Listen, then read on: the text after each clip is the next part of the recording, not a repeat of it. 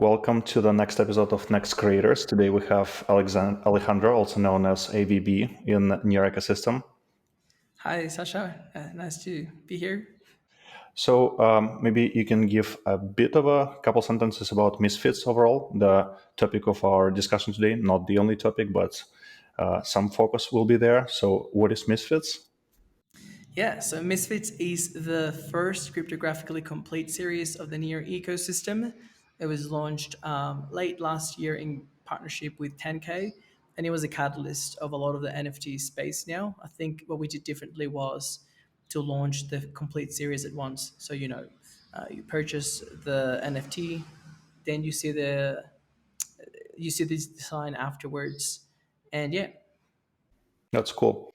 So before we go deeper into Misfits, maybe we can talk about your background. So where did you grow up? Yeah, so I grew up in Venezuela. That's for the record. It's funny because in Australia, everyone thinks that I'm either Mexican or Argentinian for some reason. And yeah, nothing wrong with Mexico. I'm actually here now, but I did grow up in Venezuela. And I think that actually shaped a lot of my, I guess, like libertarian beliefs and my attraction for crypto. So I experienced hyperinflation at a very early age. I experienced, I guess, like lack of trust in institutions, you may say, at a very early age. And I really bought into being able to build things at a technology layer that supersede, the limitations that people may have by their location. So yeah, it's been a long journey, but I'm here now. And when did you make your way to Australia?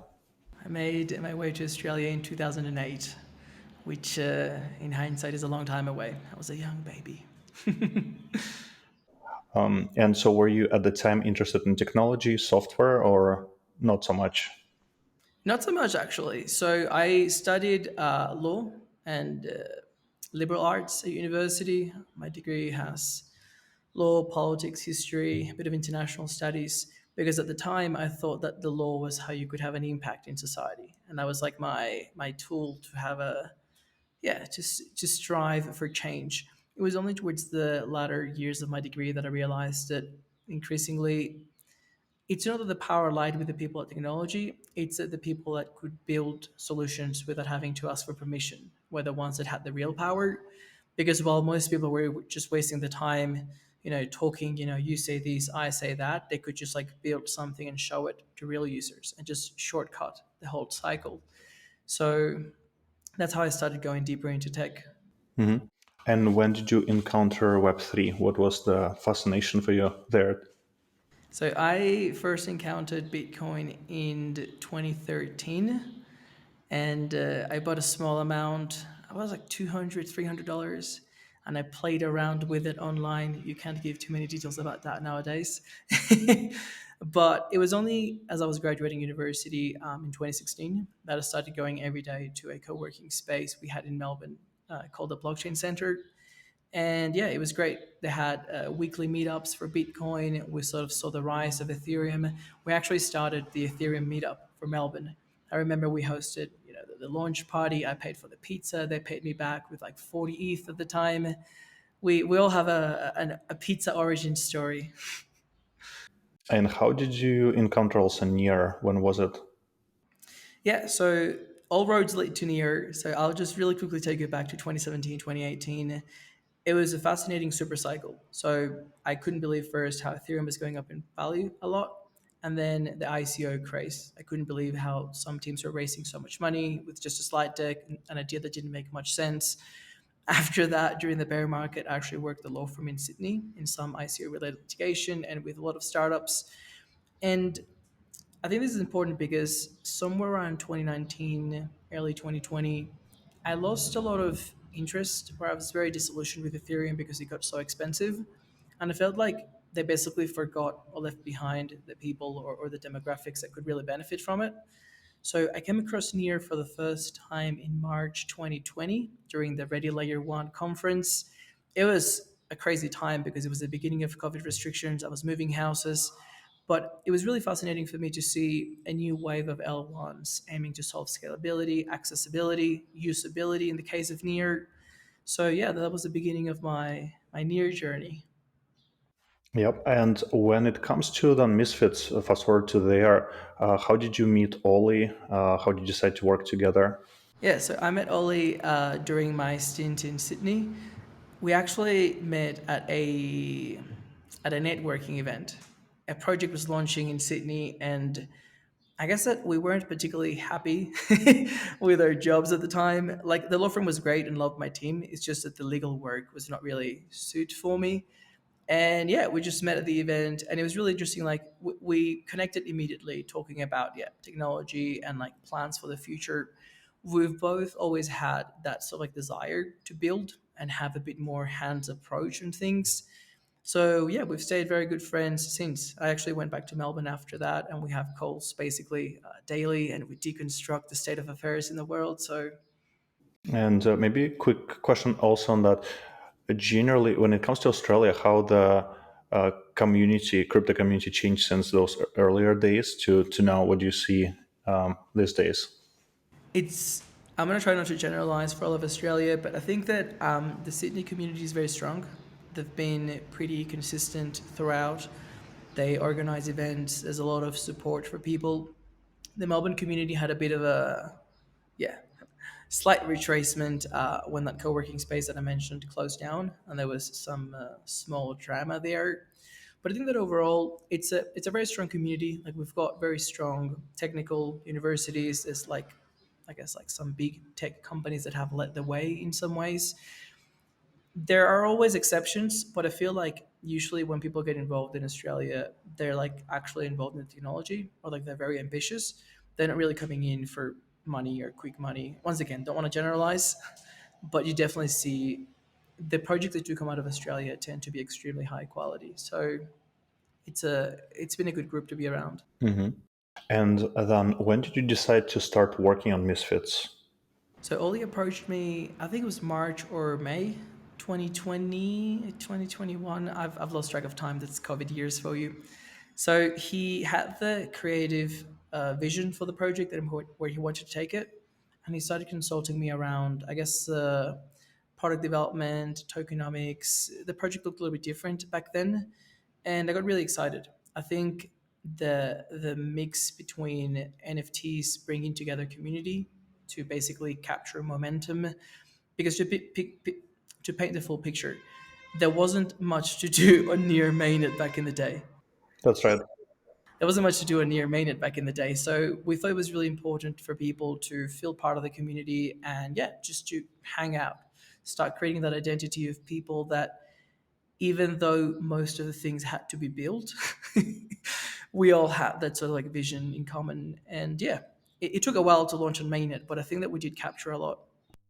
Hmm.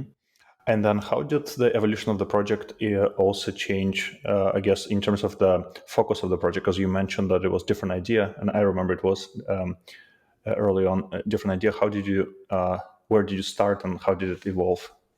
So we started with what may be a lot more common nowadays. We had ideas around having the Misfits be like composable NFTs, so you could actually customize your own. And then there was an entire what's it called? There was an entire token economy or ecosystem you could build around it. So, for instance, there were ideas around having some pieces for the NFT made by some artists and be like super limited collection. And there was a token that added scarcity. Like it was very ambitious for two people that can't code. So the evolution of the project, we basically brought it down to the minimum viable product, which was we partnered with 10K. In that sense, the timing was perfect. They were building the infrastructure for projects to be able to launch, and we basically helped them refine the product, do all the testing. We became their, I guess, like target customer in some ways, and that is a platform that is live now and has been used both by a lot of projects and it's a platform that has been used both by a lot of projects, but also I think even has been forked by other platforms now. So I think it says a lot about how fast the ecosystem has been growing since. Yep. And maybe you can tell us, so how was the, for the audience, first of all, what is Tank, and how did it help you? Coming, as you mentioned, from the experience, maybe not as technical, but you had this team that was like really interested in helping. How did it work out? Yeah, so coming as basically outsiders to the NFT space, it was really beneficial to have Tank both on the technical side and on the, I guess, like NFT community side.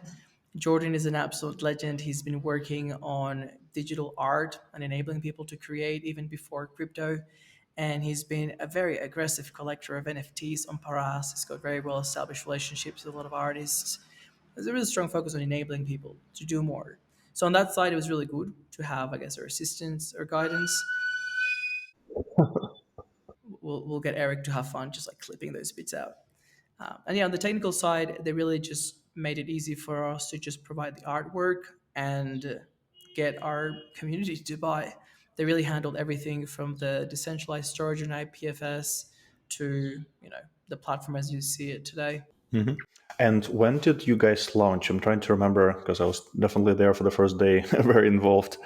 But which month was it? So, fun story. We were meant to launch at NearCon in Portugal, but the smart contracts weren't ready. And we were having some pretty high level conversations like, we need to run some more tests. You still want to do it? And we were like, well, no, we do not want this to fail on stage. So the timelines were slightly adjusted. We, I guess, like announced the project, which in some ways it is a launch at NearCon. We've got a video of Jordan on stage. Ollie and I were not able to go due to travel restrictions at the time.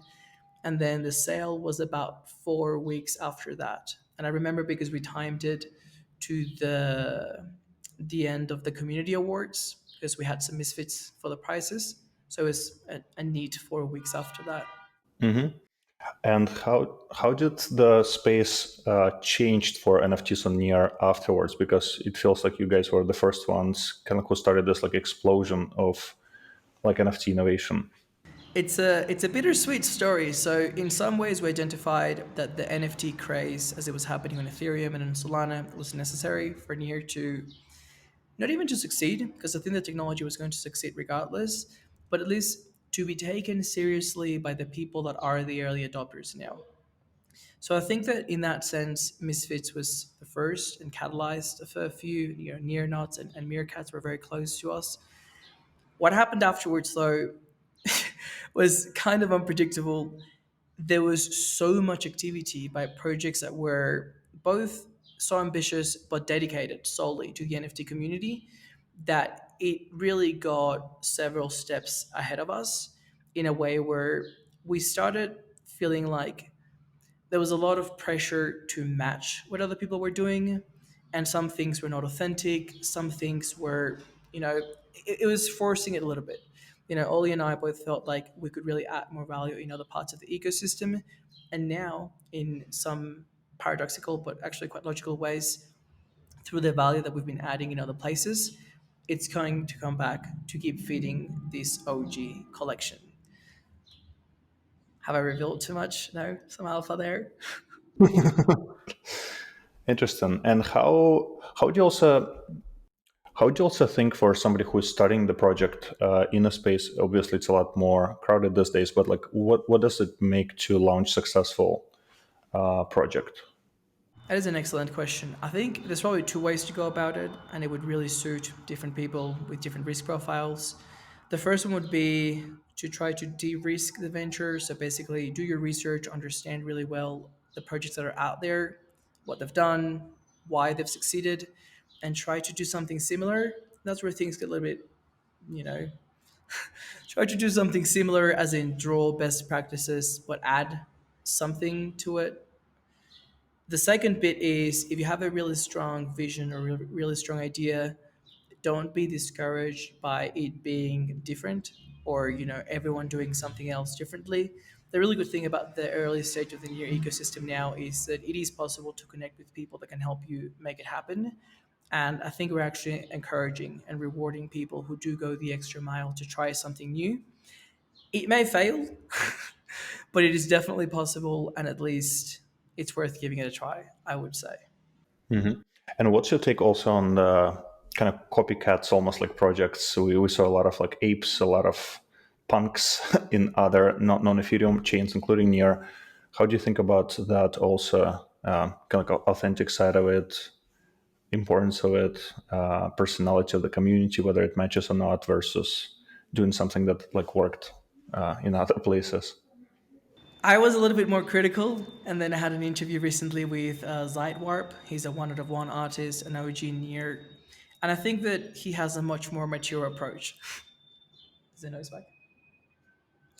He is a garage artist. You know, he spent most of his life having the door shut because he didn't have 4 years of college education as an artist. And he says, "Look, I am not going to deny anyone's art, really, or to criticize anyone too harshly." So I think that is a good approach to take. I don't really want to be too critic of people who are doing a lot of work to grow the ecosystem, and I would say that is a real value they're creating. I personally don't like copycats. I think that if you are early enough in year now, you could probably be doing something like novel and exciting. Having said that, I understand that there is money to be made. So kudos to the team. I guess my only warning would be we have to understand that the value is being created on the community side. You know, get more people onboarded, get people feeling part of the community, getting people ready for like the next step. I would warn people against being misled into thinking that the value is on the actual JPEG because, yeah, that may lead to some unfortunate results for some people. Mhm. What is something that most creators don't think about when launching the project themselves? Usually, what most people neglect, and actually, I think artists and engineers probably have this in common, is like the go to market strategy. Right. And I think that most people neglect the two or three tier approach of okay, if you do some campaign, how is it going to be received, and then come back to you, and the cycle repeats many times over. I think people really underestimate how their positioning in the community can be either elevated, and that changes things, or pulled back down significantly, and there could be great personal loss there as well. Hmm. What would be example of something that would pull things back? What were some of the bad things, maybe without mentioning projects or names? What could go wrong also in those ecosystems? I think that in early communities, it is better to collaborate than to compete as a rule of thumb. I think that we've seen a lot of collaboration in the NFT space and more broadly, but maybe some things like if you are going to fork or copy something to give your own twist, maybe have attribution or just like play nicely. Because once again, at the end of the day, what you can't fork is your brand, which is your personality. And the community is very close. And yeah, I think that even though people do talk, sometimes you can just feel it. Some people are acting more in a self-interest, maybe short term. It just doesn't inspire the trust to sign up to go along the journey with them. Hmm. And when it comes to also community, I wonder if you see any changes from those early days. Kind of like, well, I would say like it's still early days, but like those early days when you just encountered near like already layer one, those times of early COVID, and like those like last couple of years. What changed? Who are the people who like in those communities? The community has become a lot more high touch. Like if you're not on a Discord server 24 hours shooting messages, you're not considered to be part of the community, or I guess like an active part of the community. One of the things I really liked about the earlier crowd, us old people, is that I think it was a lot less constant, maybe a lot less invasive, but we were able to consider each other like part of the same group. I guess we didn't need an NFT to bind us together, or we didn't need to be in the same group chats necessarily or in the same regions. And it is something that has been fascinating about being able to go to conferences in person or even just to interview people how you're technically strangers. Like you've been hanging out in the same group for a while, but I think the connection is stronger. So I think that if I had to describe why that may be the case, I think even though our maybe what bound us together was a bit more abstract but stronger, like the vision of Near as an ecosystem, and maybe the community has been creating smaller groups with their own vision, which binds them together. So yeah, it's been interesting to see that cross pollination of one person is in multiple communities, but for the older people or the OGs, you would just say they're part of the near community, and they're kind of like everywhere in a more omnipresent way. So it's an interesting challenge, and the reason why I mention it is it makes it very hard for people who don't want to lose their connection to the community, but are also busy building. It's like we haven't left, we're still here, we're actually doing more than before. We just didn't have the time to be all day on a Discord. And in fact, the evolution back in the day was we would pick up the people from the Discords that were really committed and really energetic and immediately find them different roles within the ecosystem. They'd become degens, guild leaders. Now they have their own projects. It's a really interesting way to progress. So yeah, maybe probably see more of those from the current NFT community. And to the extent, maybe I don't know how much exposure you have to like other ecosystems. Do you know much about like differences between communities, like near ecosystem and other ecosystems, or would you say that it's fairly similar in a sense that like Web3 users are just like in some form or fashion alike? I think money to some extent can actually be a negative. So there are other ecosystems. I don't want to name them by name, but I think they grew too fast, and they went from having a small core very committed to the cause to a lot of people just for the money. There's this joke that if you've been in here for 3 months, you feel like an OG. So I feel that near taking its time to mature and onboard people, and even to this day, I don't consider the price to have pumped dramatically like other chains have. I think that has enabled us to have, yeah, more cohesive community. Maybe people care more about growth because it forces you to think, well, we believe this could be an X dollar coin, but what has to be done? What should we be doing right now to go from where we are now to your perceived real valuation? So I think that's a plus. Maybe we have that in common with Ethereum community. They've been through many lows and many highs. So it creates some sort of resilience, and yeah, I think it creates a nice builder community and ethos. Hmm. And generally speaking, when you think about also like users of Web3, how do you think about it? Because sometimes I think that previous generation, call it development platforms like mobile, social, had a lot more distinct user. Like for mobile, it would be like, well, there's a new device and a new form factor. It has like GPS camera, whatnot, and so people wanted to use iPhone, right? And so developers wanted to build applications for it. Then you had like social and Facebook, where people were connecting to each other, and there were applications related to it as like obvious use cases. How do you think about like Web3 as a development platform and those use cases that are emerging, starting with DeFi, NFTs, DAOs, and I feel like we're like still very early. Well, let's address the elephant in the room. The stereotype is some dude in the basement. Could be very young. But no, I think that there's we're entering into a new stage. So I used to say before that the challenge we had in crypto is that the users, the builders, and the investors were the same people, which creates a completely warped set of incentives. As a user, you're able to go through friction because you built it, or that it's not the best, but you can work your way around it. And as an investor, you also may oversee some issues. Like we never really forced people to think past the next stage of growth because the technology was not able to scale to the next stage of growth. So I think that is where Near really stands out. I think most modern L1s are going to solve the scalability issue. Some may be cheaper or faster than others, but I think the usability is where we really stand out. And I think that we really need to like eliminate all the stereotypes of like the traditional Web3 users, because if you're able to create those experiences that feel like Web 2.0, then you really are opening the world. And I could actually draw attention to some of the creative communities that we have on Near. Once again, these were the first communities because their work, their creative work, was the real product, I guess. We were enabling them slowly through Mintbase and now through AstroDAO.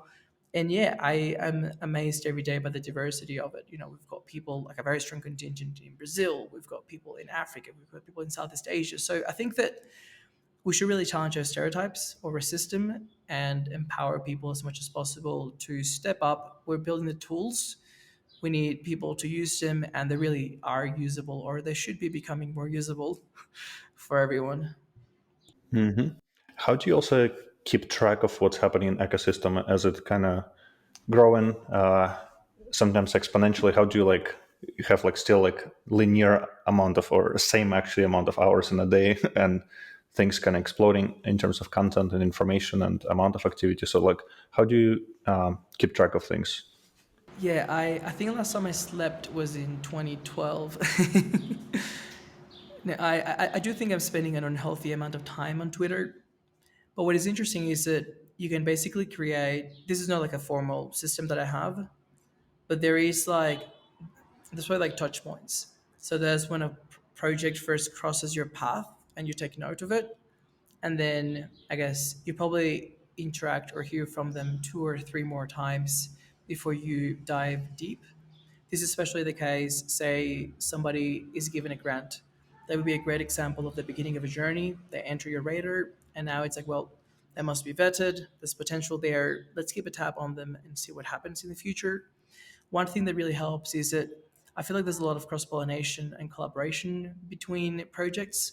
So, for instance, in DeFi, it's literally money Legos. We're starting to come up with more and more creative ways to assemble projects in a way that it really adds value for both projects and for the user in general. So I think that really motivates me to just keep digging and adding to the pool. I'm not gonna lie, there's a lot out there that I don't know that it's happening. So yeah, I guess just go back to Twitter and hope that the algorithm favors me.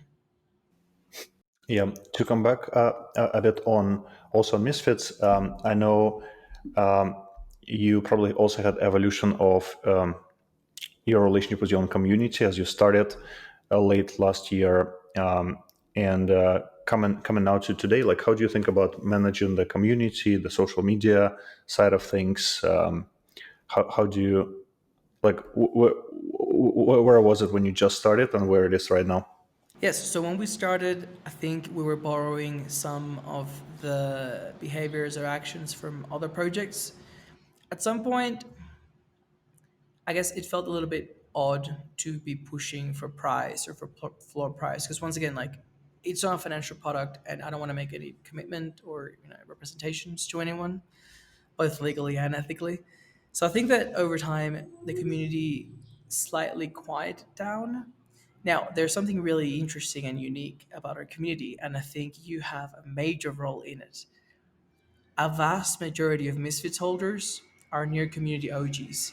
They own one, it's on their wallet, they're busy doing something, they're not really paying attention to price, they're not very interested in flipping. So I think that in that sense, it gives us a really good like dormant community of like high caliber people that we can like always tap into. So you may have seen in the Near Notes roadmap, we're planning a collaboration to have a hacker house of some sort to get people together. So once again, that's where you start to see the different connections and the potential in it.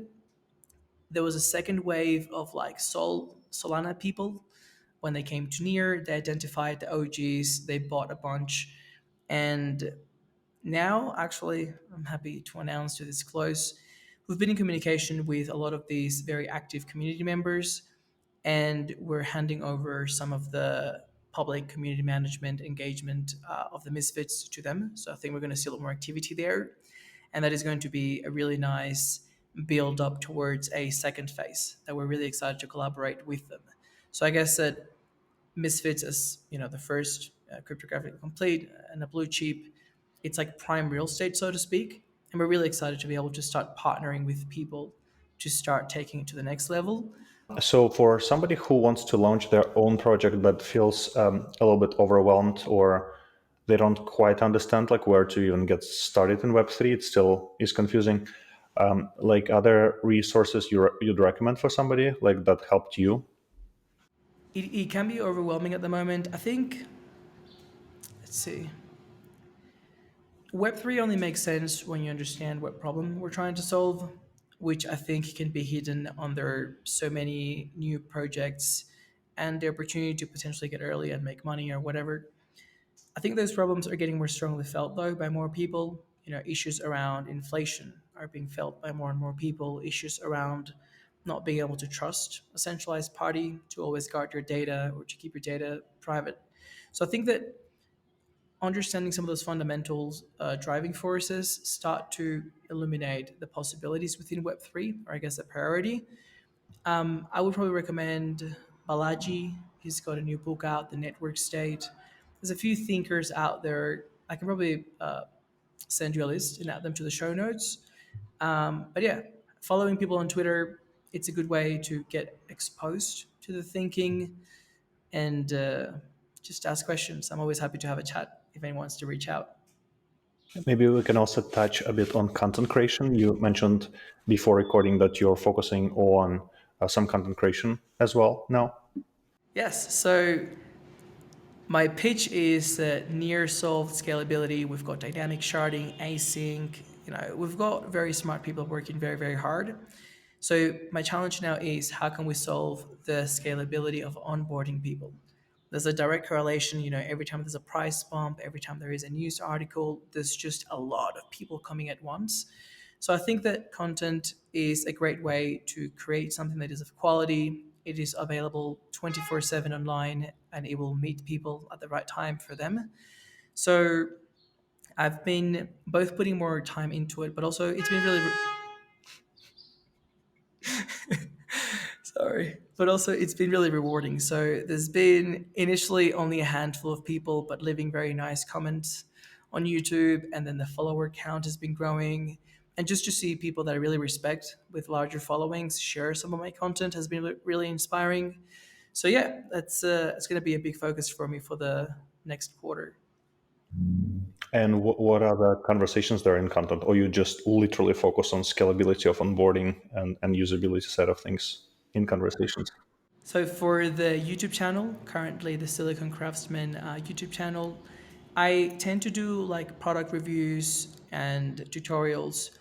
The key theme for that one is updating people on the latest trends of the Near Aurora Octopus ecosystems with a key focus on how we're getting closer to mass adoption.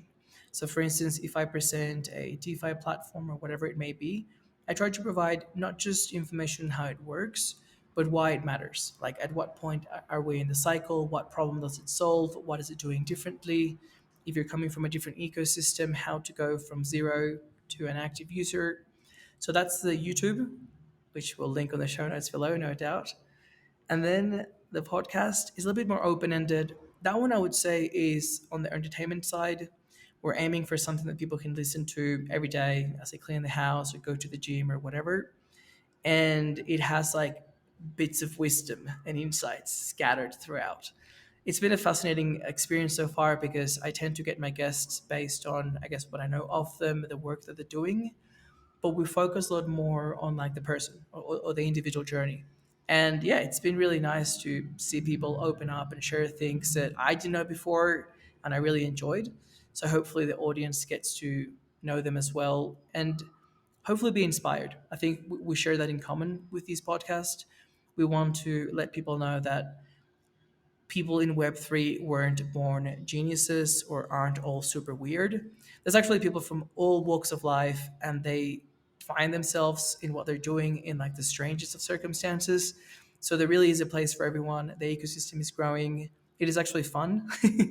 So yeah, Do you have any maybe like parting words of wisdom, those bits that you leave as breadcrumbs in your podcasts for our listeners? we're still very early. Bits of wisdom. I feel like I should have said something very smart here. I think the curiosity is what pays off. I wouldn't focus on coins or projects or trends. Just be curious and always ask, you know, why a few times. People is what gets you places. Make sure that you build friendships, networks, connections. I think anytime that you invest now in Web3, it's going to be worth it in the future. Don't put a dollar value. There's a reason, but we're not, casual employees. But yeah, if you make the investment, I think we are very early and in a really, really good trajectory. Mhm. And lastly, where can people find more information about Misfits online? Where would you direct people? As someone getting arrested, just yeah. So Misfits are on Twitter and Discord, and both are going to be more active now. Also, if you want to reach out to me directly, I'm happy to put you in contact with people. And very soon we'll be announcing the new community leaders as well. So they'll be a good point of contact as well. If anyone has an idea that would be suitable for a Misfits collaboration, it's going to be a really good time as well to kickstart that again. Cool. Well, thank you for coming today. Sasha, thanks so much for the opportunity to share my story.